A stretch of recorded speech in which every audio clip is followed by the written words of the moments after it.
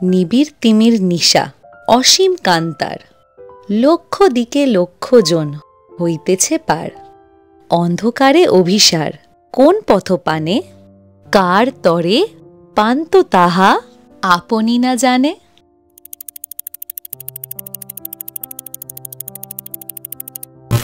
সেদিন ছিল 1 ফেব্রুয়ারি 2025, আর আমি আর রনেত সকাল সকাল বেরিয়ে পড়লাম আমাদের গন্তব্যের জন্য। ঠিক দীঘা যাওয়ার দিনের মতন সেদিনও ছিল খুব কুয়াশা, আর তার সাথে হচ্ছিল টিপটিপে বৃষ্টি। আর শান্ত সাউথ কলকাতার থেকে পৌঁছে গেলাম জমজমাট হাওড়া স্টেশনে। সবাই ব্যস্ত, কেউ কোথাও যাচ্ছে তো কেউ কোথার থেকে আসছে। আর এই ভিড়ভাট্টার মধ্যে আমরা চলে গেলাম প্ল্যাটফর্ম নম্বর 2-তে, যেখানে দাঁড়িয়েছিল ইন্ডিয়ান ট্রেনদের রানী, সেটা হলো Vande Bharat express. Hello everyone, welcome back to my channel Uran Chandi মেঘনা। আজকে হলো 1 ফেব্রুয়ারি 2025 অ্যান্ড আজকে এখন 7:22 নাগাদ আমরা দাঁড়িয়ে আছি হাওড়া রেলওয়ে স্টেশনের প্ল্যাটফর্ম নম্বর 2-তে।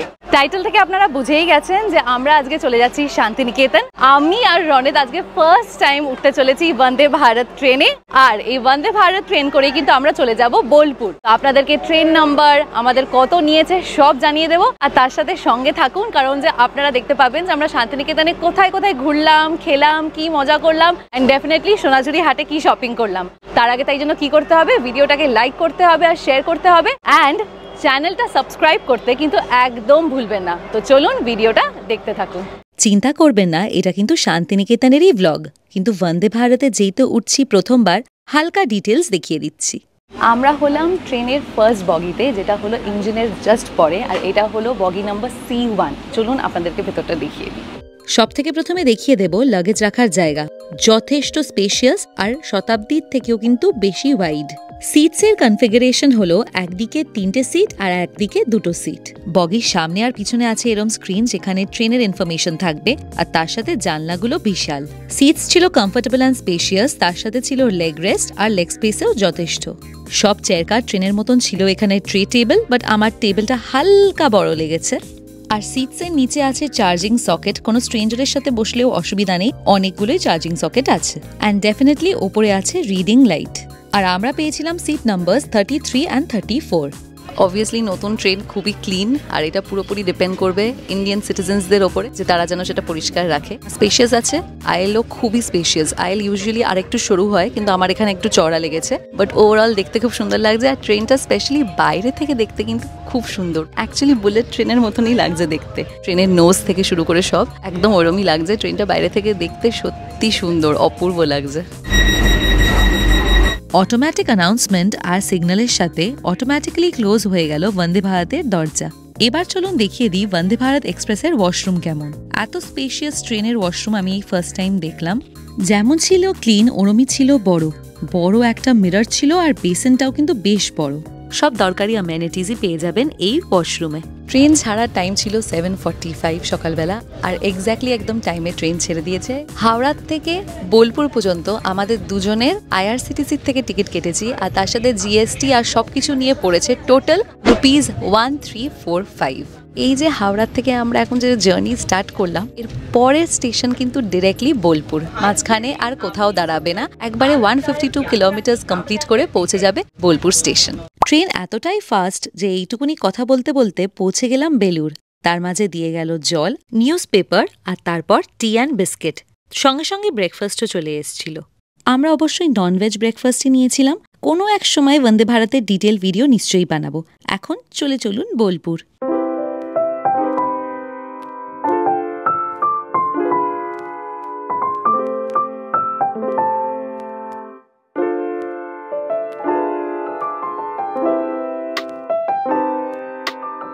নাইন 36 বাজে আমরা বোলপুর পৌঁছে গেছি। হালকা 20 মিনিট 23 মিনিট মতন লেট ছিল, কারণ যে আজকে মারাত্মক কুয়াশা। এবার স্টেশনে নেমে আমরা এখন এগিয়ে যাচ্ছি। বাইরে গিয়ে দেখি টোটো বা অটো ধরবো। আমরা আজকে যেই বন্দে ভারতে ট্রাভেল করলাম, ওইটার লাস্ট স্টপ হবে ভাগলপুর, কিন্তু দেখলাম বোলপুরে অনেকজনই নামছে, আর তাই এত ভিড়। স্টেশন থেকে বেরিয়ে এসেছি আর টোটো নিয়ে নিয়েছি। প্রথমে চলে যাচ্ছি আমাদের হোমস্টেতে। এই হোমস্টেতে আমি আগেও থেকেছি, যখন মার ভাইয়ের সাথে এসেছিলাম। নাম হলো চৈতি ইকো হোমস্টে। এটা হলো গোয়ালপাড়াতে, যেটা হলো স্টেশন থেকে একটু দূরে, কিন্তু আবার সোনাঝুরি হাট আর বাকি ওখানকার যে জায়গাগুলো ওগুলোর আশেপাশে।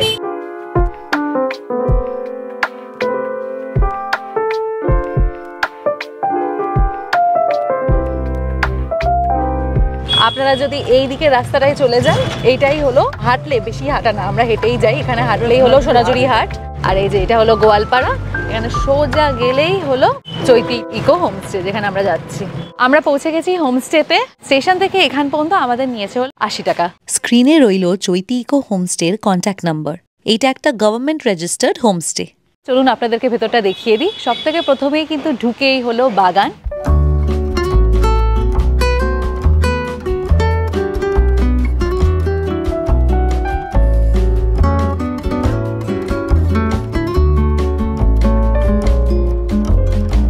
লাস্টবারও এক্স্যাক্টলি এই রুমেই থেকেছিলাম ভাইমা আর আমি।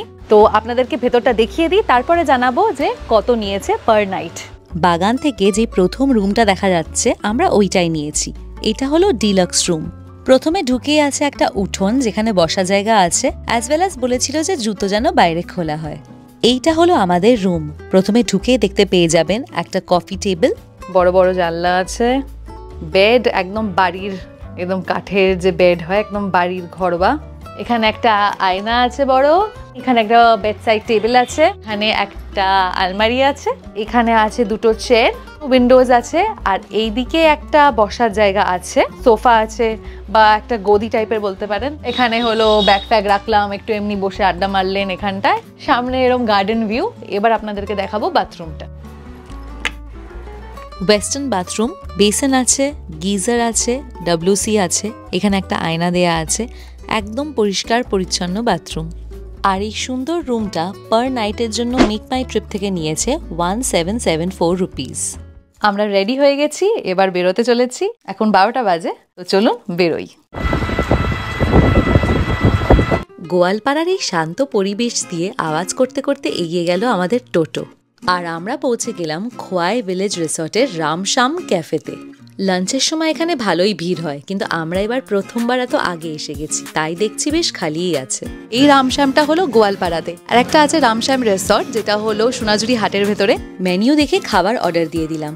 আনিয়ে নিলাম বাঁশকাঠি চালের রাইস, ঝুরঝুরে আলু ভাজা, ডাল, চিকেন কষা আর কচি পাঁঠার ঝোল। ঝটপট করে খেয়ে নিলাম, খাবার ছিল দুর্দান্ত। দিয়ে টোটো ধরে চলে গেলাম রবীন্দ্র ভবন দেখতে। গোয়ালপাড়ার রামশ্যামে খাওয়া দাওয়া করে আমরা এখন চলে এসেছি শান্তিনিকেতন। আর এখানে পরপর বিশ্বভারতীর যেগুলো আছে ওগুলো আমরা দেখবো। টোটো করে আসলাম, টোটো নিয়েছে হলো 80। মিউজিয়াম কিন্তু খোলা। আজবার যখন আমরা এসেছিলাম মিউজিয়াম খোলা ছিল না, কিন্তু এবার মিউজিয়াম খোলা।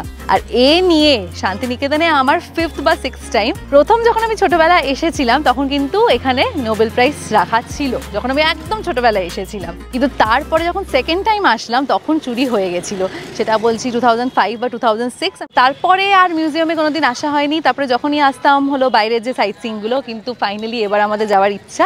ছোটবেলা যখন 2005 বা 2006 আসলাম তখন দেখলাম যে নোবেল প্রাইজ চুরি হয়ে গেছে। সেই নোবেল প্রাইজ তো আর কোনোদিন ফিরে পাওয়া গেল না। আমাদের ভারতীয়দের আশা থাকলো যে ওই নোবেল প্রাইজ কোনো সময় ঠিক খুঁজে পাওয়া যাবে। এবার বলে দিই আপনারা হেঁটে হেঁটে কি দেখতে পাবেন। প্রথমে দেখে নিলাম উপাসনা ঘর। ভেতরে ঢুকতে দিচ্ছে না, বাইরে থেকে দেখতে হবে। 2 পা হাঁটতে না হাঁটতেই দেখতে পেয়ে যাবেন ছাতিমতলা। এখানেও এন্ট্রি অ্যালাউড না। ওই দেখুন, ওই দূরে দেখা যাচ্ছে ছাতিমতলা। আর জায়গাটার গুরুত্ব কি? ওই যে দুটো ছাতিম গাছ, ওই দুটোর নিচে বসে ধ্যান করতেন মহর্ষি দেবেন্দ্রনাথ ঠাকুর।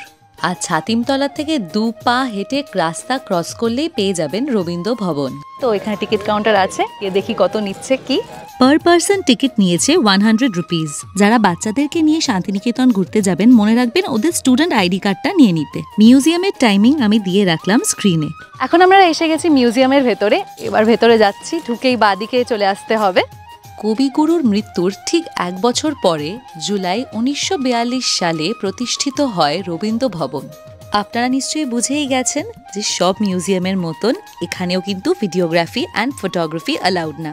তাই ভেতরে কি আছে আপনাদের দেখাতে পারলাম না, কিন্তু আপনাদেরকে জানিয়ে দিচ্ছি যে এই ভবনের ভাণ্ডারের মধ্যে রয়েছে রবি ঠাকুরের পাণ্ডুলিপি, চিঠিপত্র, চিত্রকর্ম এবং স্কেচের একটি বড় অংশ। মিউজিয়ামের বিল্ডিং ছাড়া রবীন্দ্র ভবনের ভেতরে আছে 5টি বাড়ি, যেগুলোকে সম্মিলিতভাবে উত্তরায়ণ কমপ্লেক্স হিসাবে উল্লেখ করা হয়। এখানে রবি ঠাকুরের ব্যবহার করা গাড়িও রাখা আছে।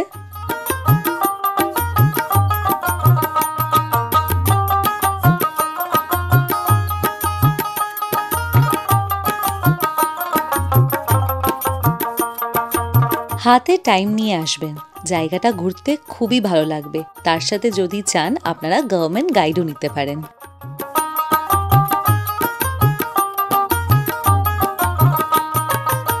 এই বিল্ডিংটা আলাদা কেন জানেন? এই বিল্ডিং সেটা হলো উদয়নকে কল্পনা করেছিলেন রথীন্দ্রনাথ অ্যান্ড নট কবিগুরু।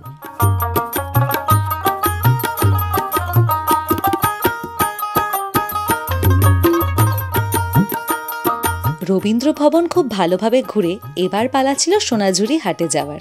সবকিছু দেখা হয়ে গেল, যেগুলো ছবি তোলা গেছে আমরা তুলেছি, কিন্তু মিউজিয়ামটা যেটা খুবই ডিটেইলড আর যেটাতে আমাদের সব থেকে বেশি সময় লেগেছে, সব মিউজিয়ামের মতন ওখানে ভিডিওগ্রাফি অ্যান্ড ফটোগ্রাফি অ্যালাউড না, তাই জন্য আমি কোনোটাই করতে পারিনি। আপনারা যখন আসবেন নিশ্চয়ই দেখবেন। এখন আমরা টোটো নিয়ে নিয়েছি আর আমরা যাচ্ছি সোনাঝুরি হাট। আলো থাকতে থাকতে আমি যেতে চাই, কেন প্রতিবার হয় যে আমাকে দুদিন যেতে হয়, একবার অন্ধকার হয়ে গেলে ওই অন্ধকারের মধ্যে শাড়ি ফাড়ি তো দেখা যায় না, একটু অ্যাক্সেসরিজ কেনা যায়, আর একটা হলো পরের দিন আবার যেতে হয়, তাই জন্য আলো থাকতে থাকতে যাচ্ছি, দেখি কি পাওয়া যায়। যত দিন যাচ্ছে তত দেখছি সোনাঝুরি হাট মেন জায়গার থেকে আরো সামনের দিকে এগিয়ে আসছে।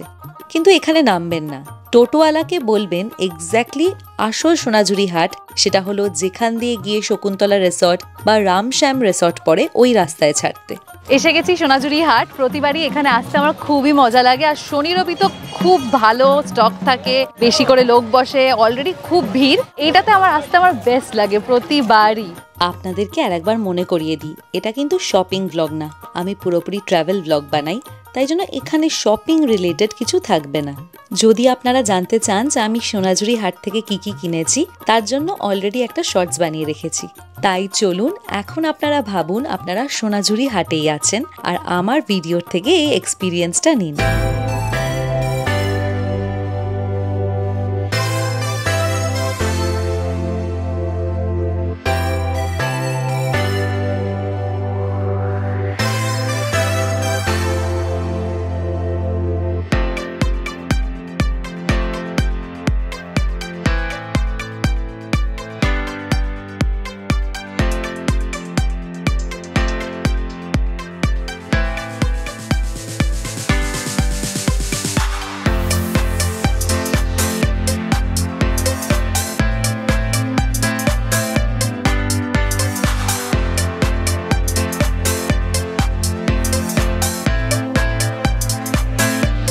রুমে এসে গেছি। সোনাঝুরি হাটে দারুণ শপিং করলাম নিজের জন্য আর ফ্যামিলি মেম্বারসদের জন্য। যেহেতু এটা ট্রাভেল ব্লগ, তাই জন্য এখানে আলাদা করে কি শপিং করলাম না করলাম ওটা দেখাবো না, ওটার জন্য একটা শর্টস বানিয়ে দেবো। এবার আমরা রুমে এসে একটু জাস্ট 5 মিনিটের জন্য বসেছি, এবার আবার বেরোবো, জাস্ট সন্ধ্যাবেলা এমনি ঘুরবো। এখন রাতে তো শান্তিনিকেতনে আর কিছু করার নেই, এমনি ঘুরবো। চেঞ্জ করে নিয়েছি, সন্ধ্যাবেলা একটু বেরোনো যাক। সন্ধ্যাবেলা আবার ইউনিভার্সিটির দিকটা বেশি জমজমাট থাকে, গোয়ালপাড়াটা কম্পারেটিভলি শান্ত। আমরা হোমস্টে থেকে বেরিয়ে এসেছি সন্ধ্যাবেলা, এখন আমরা হেঁটে হেঁটে যাব এক্স্যাক্টলি ইউনিভার্সিটির ওখানে। পরপর সব দোকান বসে, মোমোওয়ালা বসে, একজন তো ঘ্যামা স্যুপ বানায়, আর খুবই কম, মাত্র 2.3 কিলোমিটার, এর থেকে বেশি রনেতার আমি হাঁটি, তো আমাদের অসুবিধা নেই, আর না হলে তো টোটো আছেই, আমরা হেঁটেই যাবো। এখন সন্ধ্যাবেলা বেশ ভালো লাগে বেরোতে, আমার একদম ভালো লাগে না ওই হোটেলে বসে থাকতে। তো এখন আমরা একদম জাংশনটায় দাঁড়িয়ে, এদিকে যেটা হলো গোয়ালপাড়া যেখান থেকে আমরা আসলাম, আর সোজা গেলেই হলো ইউনিভার্সিটি। চলুন যাওয়া যাক। হাঁটতে হাঁটতে দেখতে পেয়ে গেলাম মনোরমা গেস্ট হাউস, এখানে একবার ডিনার করেছিলাম। আর একটা জিনিস তো আপনাদেরকে বলতেই ভুলে গেছি, আজকে যখন সকালে আমরা বেরোলাম বাড়ির থেকে 6:20 6:30, তখন আমাদের সাউথ কলকাতাতে একদম একদম টিপ টিপে বৃষ্টি পড়ছিল। হয়তো রাত্রিবেলা হয়েছে কিনা জানি না, ভেজা ভেজা ছিল, একদম টিপ টিপে বৃষ্টি পড়ছিল, কিন্তু ঠান্ডা একদম ছিল না। হিউমিড ছিল, কুয়াশা ছিল, আর ঠান্ডা তো একদমই ছিল না। কিন্তু যখন আমরা শান্তিনিকেতনে এসে পৌঁছালাম, আমরা পৌঁছালাম ওই 9:30 10টাই ধরুন, তাও আমি বাড়ি ছাড়িয়ে বলছি, কিন্তু 9:30 10টা। তো ওই সময় বাপরে বাপ সেই ভালোই ঠান্ডা হাওয়া দিচ্ছিল, বেশ ভালো ঠান্ডা হাওয়া দিচ্ছিল। আর এখন তো সন্ধে হয়ে গেছে, এখন খুবই ঠান্ডা এখানে, মানে কম্পেয়ার টু কলকাতা আমি বলবো এখানে ভালো ঠান্ডা আছে। আর এই ঠান্ডা ঠান্ডা ওয়েদারে হাঁটতে খুব মজা আসছিল, এই আশায় হাঁটছিলাম যে একটু পরে গিয়ে খাবো গরম গরম স্যুপ। আর রাস্তায় হাঁটতে হাঁটতে দেখে নিলাম এই বিশাল বট গাছ। ভুল ইনফরমেশন শেয়ার করব না, তাই জন্য এই বট গাছটা এক্স্যাক্টলি কত পুরনো বলতে পারছি না, কিন্তু বলে নাকি 200 থেকে 250 বছর পুরনো। হাঁটতে হাঁটতে পৌঁছে গেছি ইউনিভার্সিটির গেটের কাছে, আর ভিড়ভাড়টা দেখে বুঝেই গেছেন কেমন স্টুডেন্টসরা সন্ধ্যেবেলা গরম গরম মোমো আর অন্য খাবার দাবার খেতে বেরিয়েছে, আর তার সাথে আমরা ট্যুরিস্টরা তো আছি। এসে গেছি ওই জমজমাট এরিয়াতে, আর সত্যি এই এরিয়াটা দারুণ লাগে সন্ধ্যাবেলা। একদম ইউনিভার্সিটির গেটের অপোজিটে মোমোর দোকান, সব জিনিসপত্র কেনার দোকান, আইসক্রিমের দোকান, ভুট্টা, নুডলস, চিকেন ফ্রাই সব পেয়ে যাবেন এখানে, পুরো পরপর পরপর দোকান। আপনাদেরকে এটাও জানিয়ে দিই যে আমি কিন্তু একটা পোল রেখেছিলাম, মাঝে সাঝে আমার চ্যানেলে সেটা রাখবো। আর সবাই যেহেতু বলেছে যে শান্তিনিকেতনের ব্লগটা দুটো আলাদা আলাদা ভিডিওজে চায়, তাই জন্য এই ভিডিওটা একটু পরেই শেষ হতে চলেছে। আর পরের ভিডিওতে অবশ্যই থাকবে পুরোপুরি বোলপুর সাইট সিইং।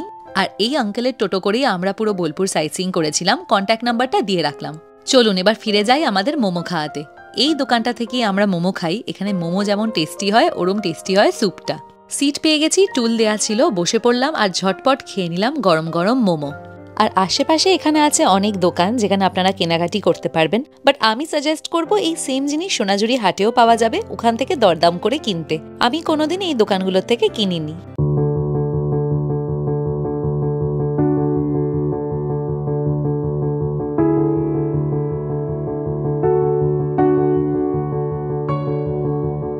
ডিনারের জন্য আমরা এসে গেছি শান্তিনিকেতন রেসিডেন্সি হেসেলঘর। আমরা এখানে খেতে প্রথমবার আসলাম আর দেখলাম বিশাল বড় একটা রিসর্ট। তাড়াতাড়ি করে খেয়ে নিলাম। আমরা নিয়েছিলাম chicken fried rice, garlic chicken আর ফ্রেশ লাইম ওয়াটার। এসে গেছি আমরা ডিনার করে। এখন কিচ্ছু না, এখন দেব ঘুম। এখন বাজে হলো 10টা 8। আমরা ডিনার কোথায় করলাম ওইটা আপনাদেরকে অলরেডি দেখিয়ে দিয়েছি। কালকে সকালে দেখা হচ্ছে। আমরা অলরেডি একজনকে বলে রেখেছি একটা টোটোকে, কি কি ঘুরবো, কত নিল কালকে সব জানাবো, সব দেখতেই পাবেন। জানি না এই ব্লগেই দেবো নাকি পরের ব্লগে দেবো, বাট ব্লগটা পুরোপুরি দেখবেন শান্তিনিকেতনের। সো দেখতে থাকবেন। এখন বাই, কালকে দেখা হচ্ছে।